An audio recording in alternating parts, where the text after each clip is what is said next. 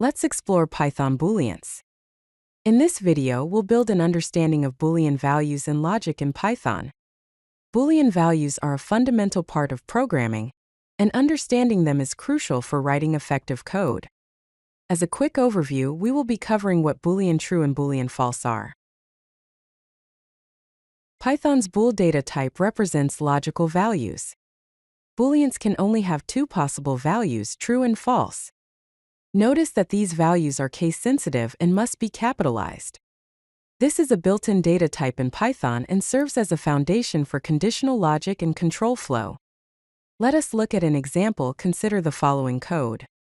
We are creating a variable named is_active and setting its value to true. Similarly, we create a variable named has_permission and set its value to false. If we check the type of the is_active variable using the type function, it shows that it belongs to the class bool, which stands for Boolean. Booleans are often used in conditional statements. For example, if is_active is true, it prints user is active. In Python, we can convert other data types to Boolean values. Certain values will evaluate to true, and others will evaluate to false. Let us explore some examples. Values that convert to true include non-empty strings like hello, non-zero numbers such as 42, -1, or 3.14. Also, any non-empty collections like lists, tuples, or sets.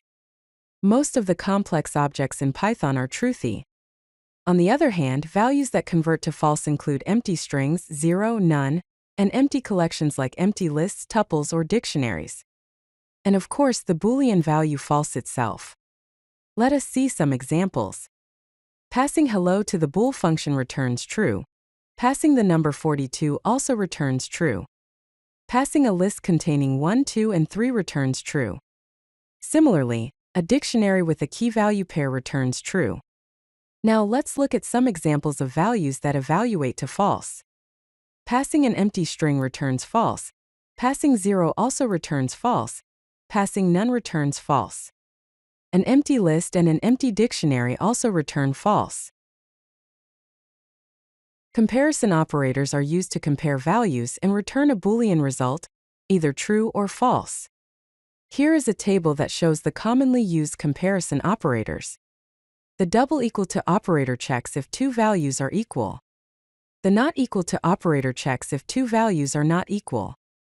The greater than operator checks if the left value is greater than the right value. The less than operator checks if the left value is less than the right value. The greater than or equal to operator checks if the left value is greater than or equal to the right value. The less than or equal to operator checks if the left value is less than or equal to the right value. The is operator checks if two variables refer to the same object in memory, which is known as identity comparison. And lastly, the is not operator checks if two variables do not refer to the same object. Let's look at the examples of how to use comparison operators. Suppose we have two variables, x assigned to 5 and y assigned to 10. We can use the equality operator $= to check if x is equal to y, which returns false.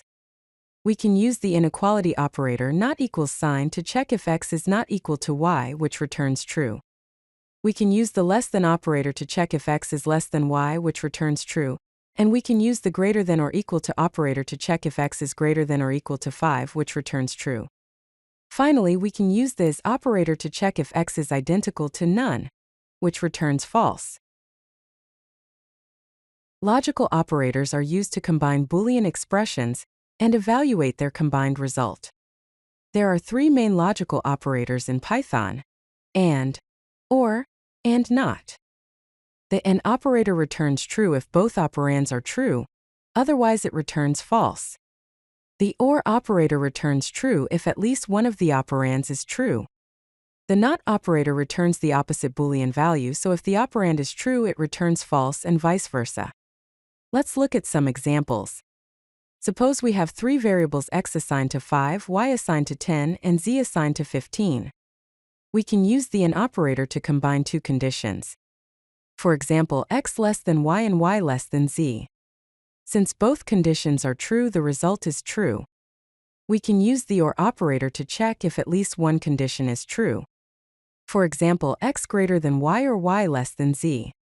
Since y is less than z, the result is true. We can use the not operator to negate a condition. For example, not x greater than y. Since x is not greater than y, the result is true. Python employs a concept called short-circuit evaluation with logical operators. It means that Python evaluates logical expressions from left to right and stops as soon as the result is determined. For the AND operator, if the first operand is false, the second operand is not evaluated because the result will be false regardless. For the OR operator, if the first operand is true, the second operand is not evaluated because the result will be true regardless. This optimization improves performance and allows for conditional execution patterns. Let us explore some examples. Let's start with the AND short circuit. If x is false, the print statement will not be executed because the first operand is already false. With the OR short circuit, if y is true, the print statement will not be executed because the first operand is already true. This is particularly useful to avoid errors. If data is none, the data.get method will not be called, thus avoiding a potential attribute error. Booleans play a crucial role in controlling the flow of execution in Python programs. They are primarily used in control structures such as if, else statements, while loops, and the ternary operator. These control structures allow you to execute different code blocks based on Boolean conditions.